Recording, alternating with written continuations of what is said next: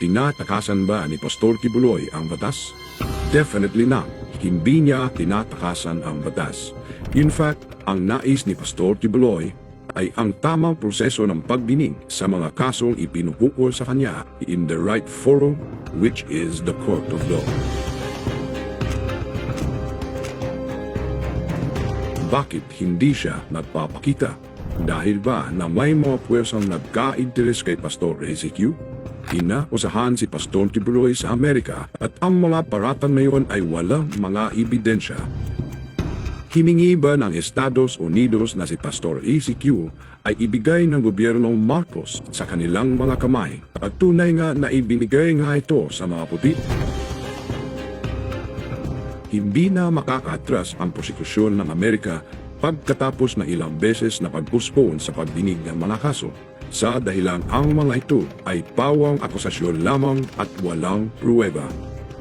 Kaya ang tanong ng bayan, ito bang paliwatan ng panggigipit kay Pastor Kibuloy ay kanilang mga desperadong hakbang upang hindi sila mailagay sa malaking pahihiya at makikita ang malaking kahinaan nito? Ito ay mga tanong na sigurado may kasagutan. Bakit hindi nila idaan sa tamang proseso ng extradition sapagkat hanggang ngayon ay wala pa ring request sa DOJ? Sa November 5 na ang hearing sa US. Ano ang pinaplano nila?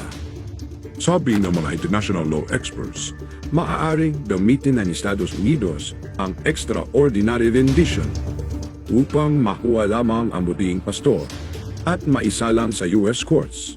Ano ito? Maaaring ito ay sa pamamagitan di umano ng kidnapping or assassination at upang ma-accomplish ito.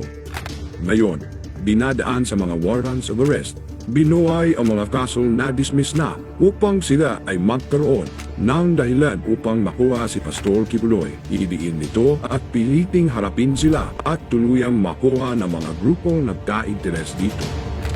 Magkano ba raw ang binayad?